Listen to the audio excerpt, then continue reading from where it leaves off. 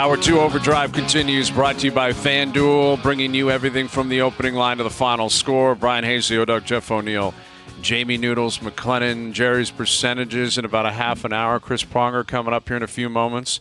Game 1 NBA Finals tomorrow. Game 1 Cup Finals Saturday night. Jays Orioles tonight. If you're into that kind of thing, Jays Orioles tonight, right? Hasn't gone so well through 2 games. And Baltimore, they've done it right. You know, they have a great roster already. They have the number 1 ranked farm system, which adds insult to injury, because the Jays are ranked by some in the kind of mid-20s, 24, 25. Not a great farm system. Not a great big league club. Bit of an issue. And that's what sucks when you see another team rebuild and they just fly by you and they're dominant. And it wasn't too long ago you were favored as like World Series champions, and then all of a sudden they're just like, they literally scorched the earth and they did it from ground zero, and now they're lapping you. That would piss me off if I was ownership anyway. Yeah. Well, and that's another thing that's been well documented. The payroll for the Jays, you know, is well over $200 million. Like, they're spending a lot of money.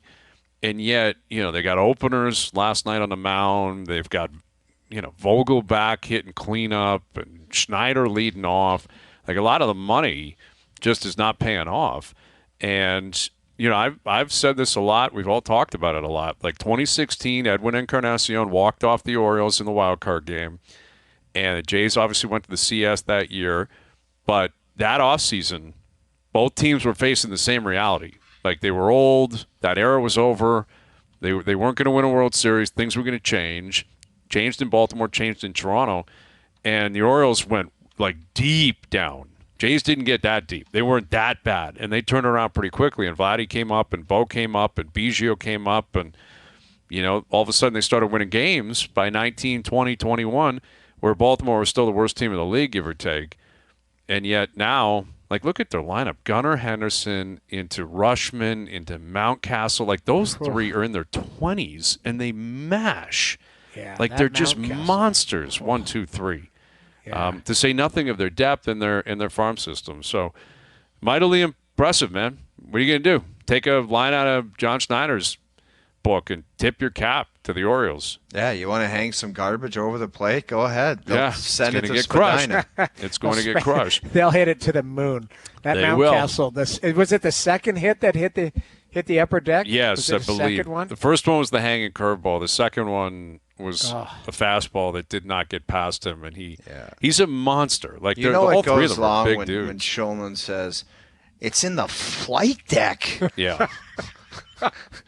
That's when you know it's in the flight deck. That means gonzo. That is not returning to the park. So Jays Orioles tonight, and Prongs will join us here in a moment.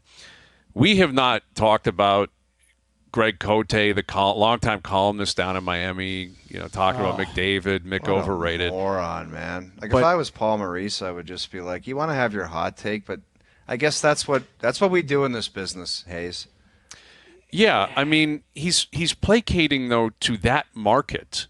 You know, is it stupid? That is of course true. it is. Like, of course it is. But Canadians across the country are buying in because he cares about the clicks. Doesn't matter if the clicks are in Miami. Clicks in Edmonton, that's great, man. I can still say I got what I got. And he's on with Lebitard a lot. Like, they have fun, and I don't even know how often he still writes. He's been a writer for a long, long time. And, you know, his argument, of course, is ridiculous. He's the best player in the world.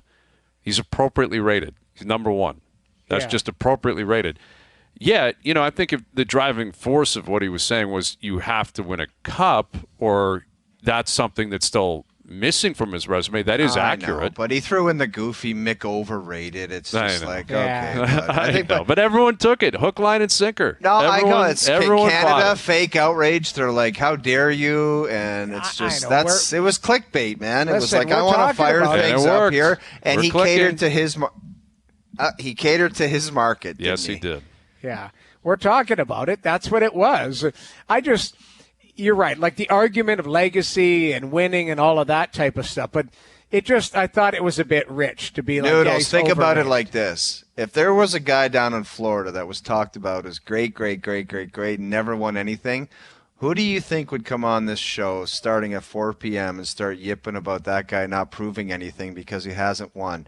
Okay, He's right on the left side of the screen. Exactly. His name is Bryan Hayes. It would be Hayes, because yes. But Mike Trout is an example. Mike Trout's never going to win anything, correct? Right. But Bryan Hayes still describes him as one of the top. His WAR probably is arguably one of the best players ever. Yes, right. I wouldn't say that they're overrated. These are two separate conversations. Rating them on an individual basis is one thing. The winning thing, it's a team sport. It's tough to do. Obviously, you have to rely on everyone else. But I guess you can't argue against that. McDavid technically hasn't won. But in a week from now, is he appropriately rated? 2 weeks from now, if they win the Cup, now, he's rated properly. Yeah. I don't know. I mean, it's goofy. I wouldn't go to that distance. But that was a tough take. That was a tough take. All right. I saw Prongs posting something earlier today about this date in 2006. He scored on a penalty shot in the Cup final. I think it's the first time in the history of the game, right? He scored. You scored on a penalty shot. I believe so. Here he is, Chris Pronger. What happened there? How'd you get a penalty shot in the Cup final? Well, someone on the other team put their hand on the puck in the crease. Therefore, Mick Magoo, one of the all-time great referees in NHL history, right, O-Dog? Yes. He called a penalty shot. Yes, called a penalty shot. I happened to be out there with the fourth line, and every practice would do penalty shots and, take breakaways and things like that, and I pretty much routinely scored. And in the video, you'll notice the same move that I do in that video is the exact same move that I did every day in practice. So I knew exactly what I was going to be doing. So did the coach say to you, Prongs, hey, go do your move? He basically, Mac, he said, you got this? I'm like, yep, I got it. So, he's staring at Mac T's staring at Marty Reisner, George Laurent, and who else? Ethan Morrow. And they're like, okay, you guys can go chop it up and throw the big piece at the net, or Prongs, you go and score. Is that basically what happened? Pretty much, yeah. Which piece do you want to shoot at the net, or would you like a full puck? Well, it worked out. I mean, that's pretty cool history, man. I guess, like when you see penalty shots in a Cup final, it obviously just doesn't happen. Not very often. No. The only other one I can think of is I think Pavel Bure had one in '94 Cup final. Mm-hmm. Not very often. No, I guess not. That's cool, man. Well, it's great to have you on, and that was obviously in 06. Last time Edmonton was there, so you can speak to that experience, what it's like. And you're playing a team in Carolina that kind of represented the southern United States. It's actually a very similar storyline in many ways. What do you make of, the Cup final returning to Edmonton and how crazy it's going to be there the next 2.5, 3 weeks? Yeah, it's great to see. I happened to be up there in March and got to get a taste of the new building and just how loud it was. Obviously, the old barn Rexall was incredibly loud, and I can only imagine how loud this building's going to be. And an 18-year layoff between Cup final appearances. They're well rested and certainly ready to cheer their hearts out. And it's going to be a good matchup. I think the games are going to be very entertaining to watch. I don't know who is going to win, but I think either team has the ability to do it based on varying factors. I think the goalie is going to play a key pivotal role, as it always does. But in this case, I think you get a seasoned veteran like Bob who wants to cement his legacy, and you get a young Stuart Skinner who, is he going to be able to hold up to the pressure of a Cup final? Prongs, if you had one message for either of the teams, like you won a championship in Anaheim, like about playing in the finals, like what would it be? Like, don't take for granted game one, like finish every check. Like, what would be the one thing that you would focus on if you were addressing a group about playing in the finals to try to win? Every shift matters. Momentum matters. Every game matters. You can't give freebies.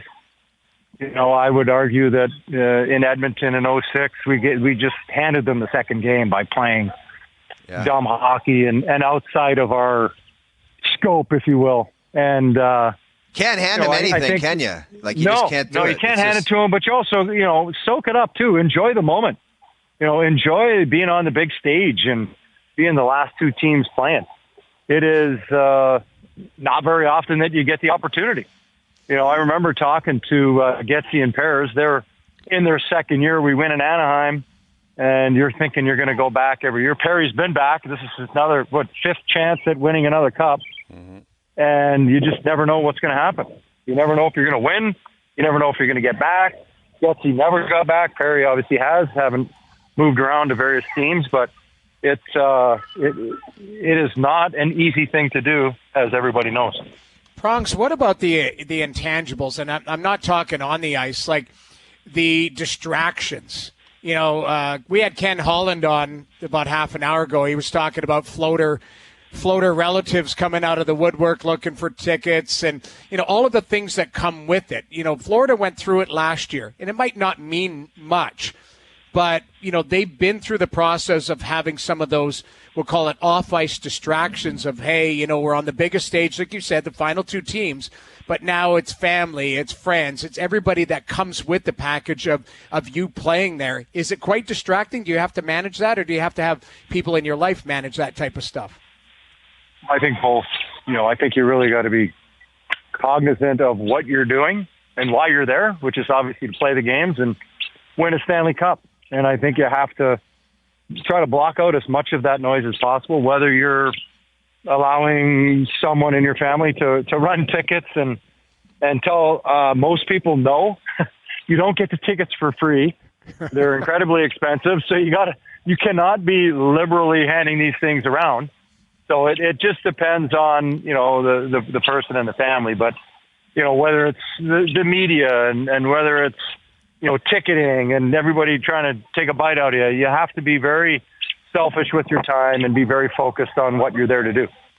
With Chris Pronger, so if you had a choice to play on defense for either team and face either of these teams' forward groups, which forward group would you prefer to play against in a Cup final? I would probably pick Florida just because they're not as fast. But that's just me. And they play physical, so they're kind of playing into my hands. But, I think both teams pose a problem for the other in many respects, whether it's Edmonton's speed, Florida's depth, and their physicality.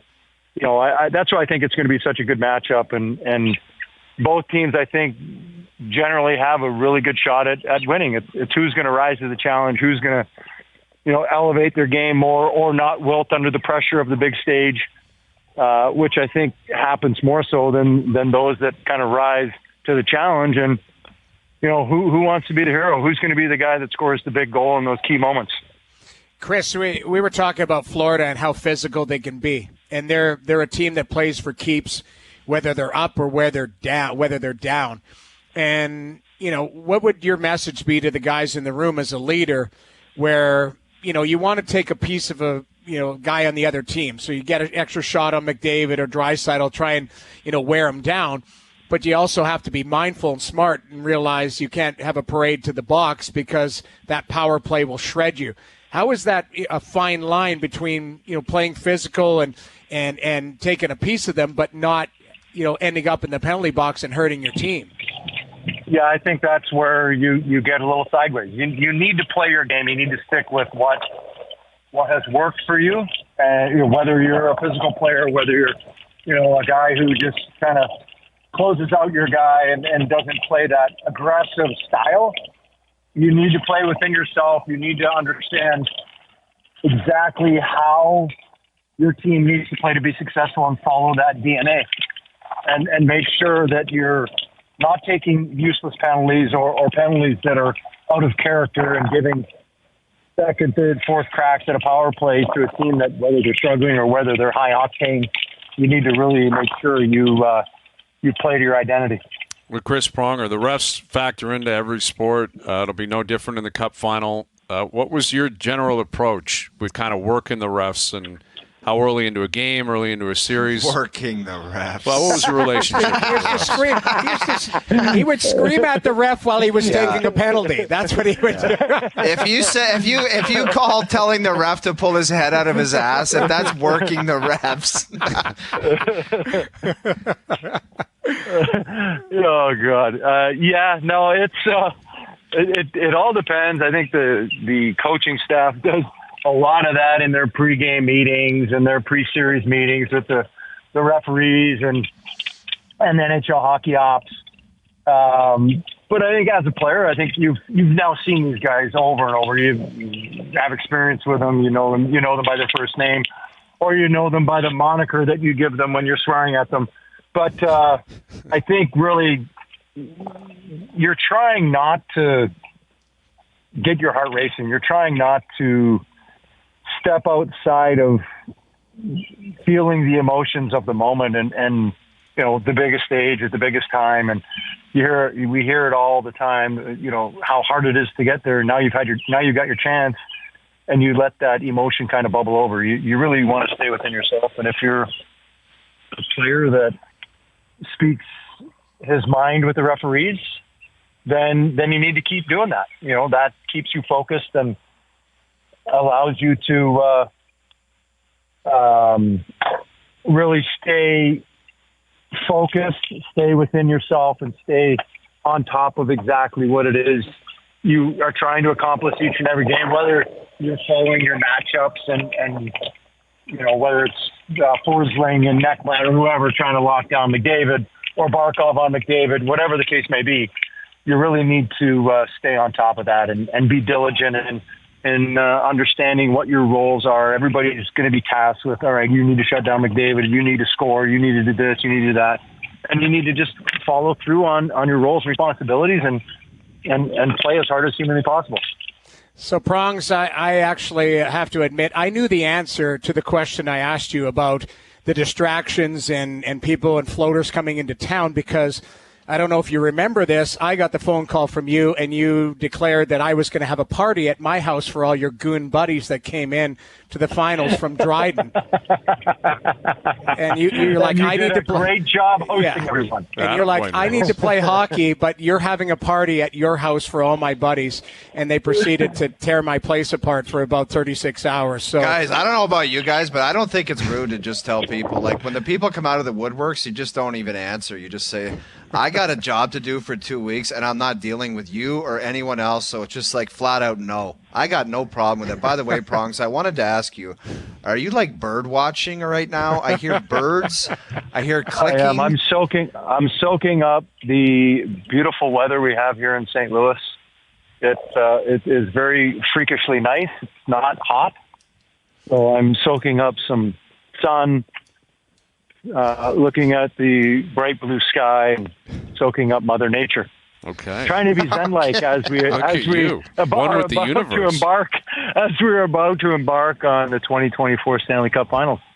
I like it. Very zen, very dude-like. I appreciate that. Yes. We'll get back to it. We don't want to waste your time here. Get back to nature and the universe and the whole nine. Yes. Thank you, Prongs. We'll do it again soon. You betcha. And Noodles, thank you for hosting. You saved me a lot of pain and suffering. There you go. Attaboy Noodles. All good, buddy. Always coming through in the clutch. Thanks, Chris.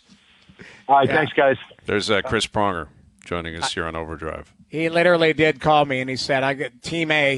He calls his buddies Team A. He's like, Team A is coming in, but he's like, I got to focus on the game. So he's like, you're hosting a party for them. Mm-hmm. And they showed up and stayed for 2 days, and it was something else. Luckily, I was in my off season, right? So it didn't matter to me. I just you were ready for a good time. Oh yeah, yeah. Well, it's interesting. Like you look at this Oilers team, a lot's been made of how many Canadians are on it. There's obviously a ton of them. Yeah. And even from this area, like Darnell Nurse is from Hamilton. You've got Bouchard's from Oakville. Obviously, McDavid's from Newmarket. McLeod's from Mississauga. You got Connor Brown, Hyman. They're Toronto guys. There's a lot of Warren Fogel's from Markham. Sam Carrick's from Markham. There's a lot of like GTA players playing for the Oilers here. And I think they're having like watch parties all over the city. Someone sent me a note about up in Newmarket. It's like, come out and cheer on Connor, hometown boy. going for the Cup final. So Yeah. it's going to be a fun couple of weeks with the Oilers in the Cup final. Thanks again to Chris Pronger. All right, Jerry's percentages coming up. Pierre LeBrun still to come. Jay's back in action tonight. Our picks, our tailor-made picks for the Memorial, where obviously Rory's there. We know that Scotty Scheffler's back in the fold. Our man, Xander Schauffele, now that he's a major winner, he's down there as well. There's a lot of great odds. We'll have our best bets on the Memorial as well. That's coming up later this afternoon. Overdrive continues. TSN 1050 and on TSN 2. You're going to want to hear this. Jerry's percentages. I don't love being commissioner as much as I used to. I actually love it even more. That's the voice of a Hall of Famer. Are you kidding? Have you been out drinking? You're all pigeons. Filthy, filthy pigeons. It's Gerry. Gerry.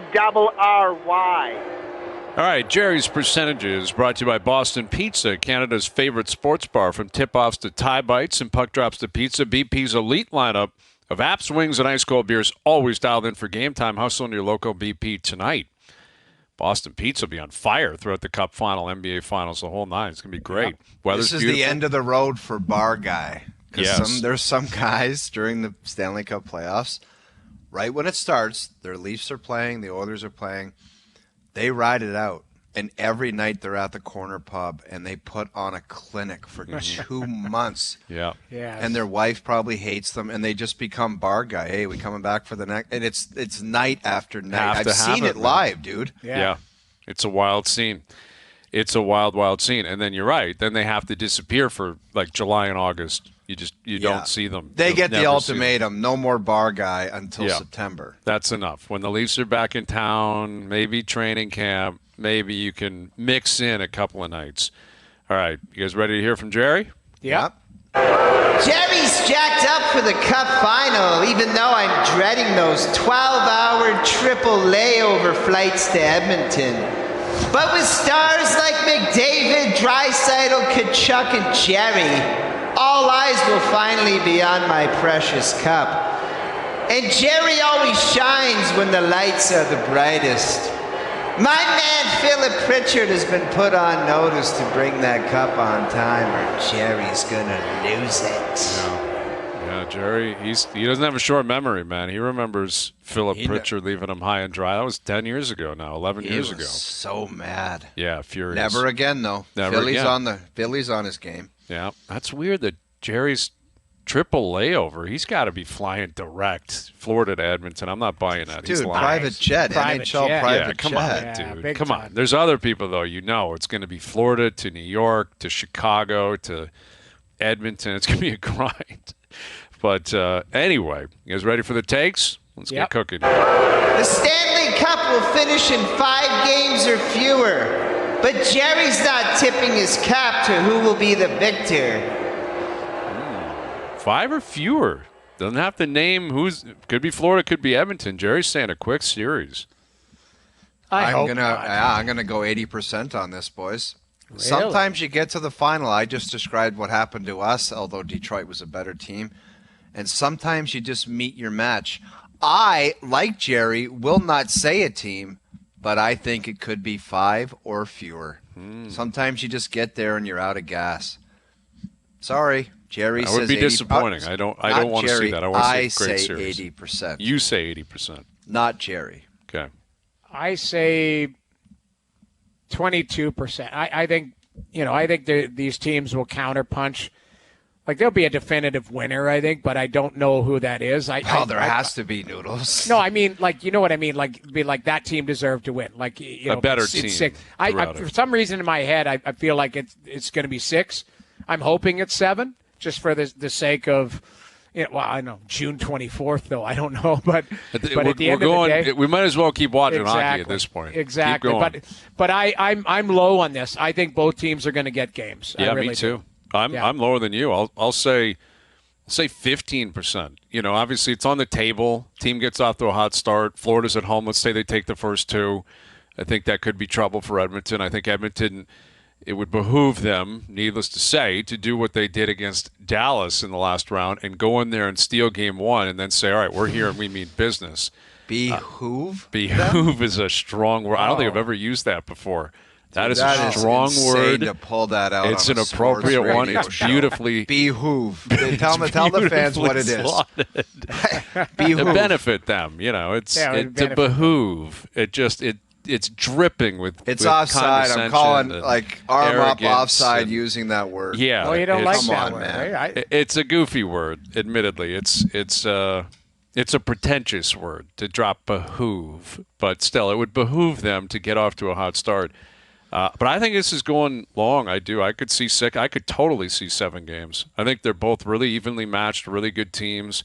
I think this time off, they're healthy, they're prepared, they're ready to go. I'll say 15%. Joe Pavelski is hanging him up, and his next stop will be the Hockey Hall of Fame. As James Duthie once said, it's little Joe's team now. Yes, he did. Famously said that. Joe Pavelski, right in the Hall of Fame. Do He's you a have good his player, career numbers handy? Yeah, I do. He played 1,332 games, 476 goals, 1,068 total points, 201 playoff games, 143 points in the playoffs. I'm gonna. Great stats. Never I know, won. but that's great then. stats. I'm sorry. It's close, but I don't think it makes it. Okay. I'm 28%. Yeah, but on Noodles, that. in the last 10 years, there's been a guy go in there with similar type stats, and you're like, how do they pick and choose? It's just, that guy goes in there, and then you look, and it's like his stats aren't even close, and then there's no Mogilny, there's no Keith Tkachuk, there's no Jeremy Roenick. So I think Joe Pavelski could go into the Hall of Fame, but guess what? He's not going in before those other guys I just mentioned. I kind of a little bit fatigued about Cujo not going in, Keith Tkachuk, it's just every year, and it's like, this other new shiny toy that comes up, yeah, he's got to go in. Doesn't have the stats that match those other players or the effect on the game. Okay. Yeah, exactly. And it's like, you're going in ahead of him. It drives me nuts. Let me ask you this. I always say, and we argue about the Hall of Fame all the time, but to me, the Hall of Fame should be, was that guy special? Did you circle him and go, that guy, you got to watch out for him tonight? Jamie, that's the point I'm trying to make. There's been 10 years we've been dealing with the Hall of Fame ceremonies, and it's great the players come in. But there's some guys, and I'm not going to start nitpicking and crap-talking guys that get in. There's some guys you could circle and say, that guy wasn't special. So yeah, that's what the are we nature doing of the here? Hall of Fame. What are we doing here? Well, okay, go ahead. I'm thin on it. Like I said, I said 28%. I'm thin on it. Yeah. Yeah. Well, doing the math here, I think he had 12 times in his career, he had 25-plus goals in a season. I think what works for him. 25-plus goals, Hayes, is not Hall of Fame type I agree. stuff. I'm low on this too. I'm higher than that. I'll say 40%. He's American. He's been on the Olympic team. He's consistent. He's played a ton. He's been a pretty good playoff performer. But if you look at the era over the last 15 years, I believe he's top 5 in goals scored. He's a guy that just consistently scores every single year. Does he scream superstar, ticket seller, gotta go see him? No, but a consistently very, very good player for a long time. So I'm definitely in the minority on this. I don't think it will happen, but his name will come up. His name will absolutely come up. But and he had a great career. So I'm going to say really 60% because I want him to go in the Hall of Fame. I'm never going to trash talk, and Gerry does it to us every year with this stuff. Mm-hmm. He puts us under the gun, so I'll say 60%. Okay. All right. What else do we have, Gerry? Newsflash, losers. The Conn Smythe has already been determined. It's either McDavid or Barkov. End of discussion. Bouchard, if you skate out and stick your hand out to shake mine, I might give it to you, though. Do what the O-Dog said to do. That's enticing. Bouchard, just stick your hand out and don't leave, right? Just say, that's my Conn Smythe. I accept nothing but the Conn Smythe. But Gerry's saying it's over. Don't waste your time. Doesn't matter what happens in a Cup final. It's Barkov if the Panthers win, McDavid if the Oilers win. 98% because that's what the voters like. They don't go into the Bouchards or the Phil Kessels, and it's not sexy enough for them, so they go to the big dogs. No disrespect to the people that are voting. Pierre LeBrun's one of them, but that's what they do.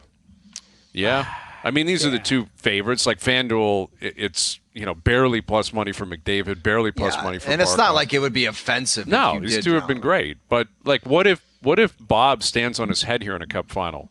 It's just overwhelmed. The Oilers are all over him, and they win in He's 6 a or sexy 7. enough name. He would be. I can't. Could Reinhart get in there? I don't know. Bennett, Kachuk. I don't think so statistically. Yeah, I think it's McJesus or like Bouchard could. What about slide in there. Draisaitl? What if Draisaitl rips home a few if- game winners and is if he best goes player in on the Cup final?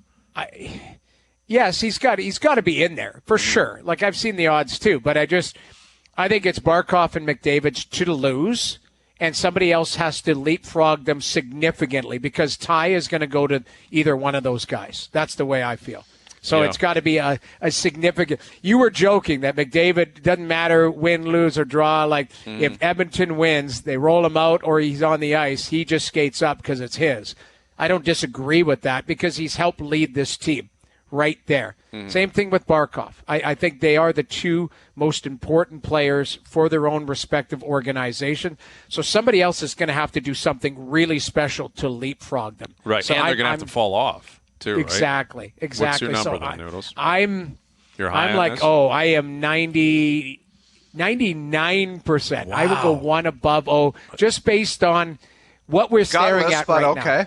Okay, so 97. I'll go below. No, don't listen to this. 97. Stick with 99. Come up with your own thoughts, Guy. I had 98, and you guys are both around 96 or 97. I haven't Form said your own anything. ideas. I'll go the opposite way. I'll leave the door open. I mean, we've got the Cup Finals, the biggest platform. It's always recency bias. No one's looking back on what else has happened. Obviously, you got to build up your resume. But this time last year, was everyone saying that Marchessault was a lock? No, I don't think so. Leon Draisaitl could have the last 3 games of the year, 2 goals in each game, and it's like, there's your trophy. And guess who won the Conn Smythe the first year Sid won his cup? Gino Malgin. Gino won it. Absolutely. I'll say 70%. I'm still high on this. I still think it'll be Barkov or McDavid, but Draisaitl counts as a sexy vote. That's not throwing away a vote. And he should. No, he should. As he You're should. right. I think Skinner coming in and out in Vancouver has taken himself out of it, fairly or unfairly. But maybe he stands on his head for 4 wins. Just a barrage of shots. The guy's unbelievable. They win quite literally because of him.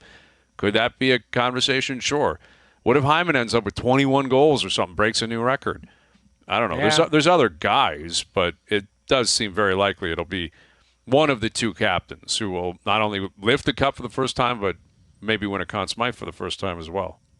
The Blue Jays season-long gong show has continued this week, and it's only going to get worse because they're not winning anywhere close to 75 games this year. Gerry went to a game last week and walked out after 3 innings. Yeah, it's ugly. 75, that's a bad year. Yeah, I mean, that's kind of what they're on I'm pace saying for, 100%. Yeah, I have. After the last couple nights, how could you possibly have any faith in what's going to happen this year? And they just had a layup of a schedule for the last 2 weeks, playing gong show teams, and it was like a grind to go 50-50 every night. It was just like they should have mopped up what they were going through. Detroit and Chicago twice, and Pitt. It was like that was supposed to be a slaughter fest, and it wasn't, dude. No, because they're not that good. They're like that's those right. teams. They're in the mix with those teams. Yeah. No, I'm with you, man. I'm high. I'll say 99%. I'm a hunch. And Really? I can't argue against. I mean, 75 wins. You'd have to do the math on what they're on pace for, but I don't even think they're on pace for 75. If they are, it's right around there. It's not. They're 4 games under 500. We have to have some perspective. It's not like they're abysmal. This isn't one of the worst teams we've ever seen, like the White Sox, like But as Oakland soon as you has think been. they turn a corner, Hayes, But you I turn don't it see on that. and it's like they get rocked. And it's Exactly. like, They've played 60 games. This is you've 100 determined who games, you are. Yeah, and I think they're going to have to trade pieces at the deadline, so it might get worse. And then morale, you get injuries. You get into September and you're just a bad team playing out the year. That's when you face Baltimore and New York and Tampa, and they're gearing up. They're going to get crushed. Like that September at the Rogers Center has the chance to be incredibly depressing. Watching Baltimore and because you play your division a ton final month of the season. I'm high on this, man. I'm not. I don't think they're going to touch 75 wins. I could see Really? 70, 71, 72. No, I do, Noodles. I I'm just the don't other think they're way. very good. But 75 is a dreadful season, is it not? Like, Well, it's 81 and 81's 500. You know, yes, I don't know. For some reason, I think that they will get to 80 wins this year. Really? 80, Okay. That's optimistic. But it still stinks. It's not good now. It's not a playoff team. But That's what I mean. But, I don't know. For some reason, I feel that there will be a heater from somebody, whether they get on a roll, they win 10 out of 16 somewhere. I'm – so would I be high on this or low on this? You'd be low on this. Jerry doesn't think they're getting to 75. I'm 12% because I think they are going to get above 75 wins, which is still a dreadful season for where we thought this group was going to be. 2 years ago, we're talking 91 wins, 89, 90.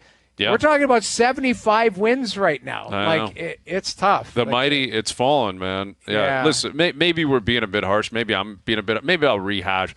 I'll say 75%. All right, 75%. Wow. I'll leave it 20. I will change up my percentage. I don't do that often, but I'll say 75%. I talked you into it. I won you over. Well, a few listen, percentage. there's a lot of baseball. Yes. They have talent on the team, and it is confusing that it's gone this bad. I have not seen anything through this amount of games that would suggest they're anything close to a 500 club. I don't think they're that good, and I think they're going to have to trade pieces, and it just feels like it could get uglier, if anything. But that's fair. We'll see. All right, we got anything else, Jerry? Stop the silly business with Bronny James. The Lakers are drafting him, and everybody knows it. At 17? Well, that's the question. I mean, I think they have a late pick in the second round. You can't waste a first-round pick on this kid, but they might. They already hired his podcast host. It sounds like J.J. Redick's going to be the new head coach of the Lakers. Yeah, but you're talking about organizational stuff where you could set things back if you blow that pick and you just want to say Bronny. Dude, there's people that have come out with pieces that have said this guy's barely a late second-round prospect. Yeah. Or if that at all. If that at all. If his name is in Bronny James, he's not going in the first 2 rounds. He's not going to be drafted. He'll have to sign a two-way. Even Rich Paul has come out and just said, "Don't even talk to me about a two-way. Not happening." It's like, what are you talking about? This kid, he barely played last year in college, and when he did, it wasn't off the charts. And you're threatening teams with. Plus, he had the health scare, which is sad stuff. But it's like who knows, man? I know. That's the thing. I don't know enough, but I tell you, if his name was not Bronny James, Bronny McLennan. Yeah, exactly. Bronny McLean. There's no chance of any of this stuff happening. I would bet you money Bronny has gone to his old man and said, "Don't even think about talking the Lakers in or ordering That's what them. I would hope. Ordering I don't want them to go to the Lakers. take that 17th pick on me because I I'm don't not know. worthy of it and I'm not good enough and I just want to find my own way here. So please do not do that." I don't know. He might have gone the other way and said, "Dad, the only chance I'm going to play is that you got to get me there."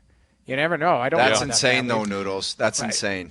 Well, the reports are out there that he's turned down workouts with other teams. It's only the Suns and the Lakers he's been accepting of a workout. Turned down workouts? That's what's crazy, dude. You're not the first overall pick. What are you thinking? You're maybe a second round pick. And yet this again comes back to the his dad's obviously in his corner, as he should be. Of course, LeBron is. Rich Paul's in his corner, as he should be. But Rich Paul, we always say Scott Boras, most powerful agent in sport. I think Rich Paul's probably usurped him as the number one guy. Rich Paul is a power broker in the NBA. And the idea that, again, he's on the record saying, "Don't even ask me about a two-way contract for a guy that hasn't been drafted yet," is crazy. Yeah. Jerry's saying the Lakers are going to take him. I don't think it's out of the realm of possibility. I'm not saying at 17, but in the second round, I could see the Lakers trading. Hey, there's a fair down. deal for everybody. If he's there in the second round, just take him. Yeah. But even that, though, if your scouting staff is like, he's not good enough, well, How do you do That's that? the power of LeBron. He just got a guy that drinks wine with the podcaster, and he's the coach. So you don't think he has the ability to get his son drafted in the second round? Give your head a shake. Possible. I'm going to say 30%. I mean, obviously there's a chance, and the kid can play. It's not like the guy's, playing high school ball somewhere.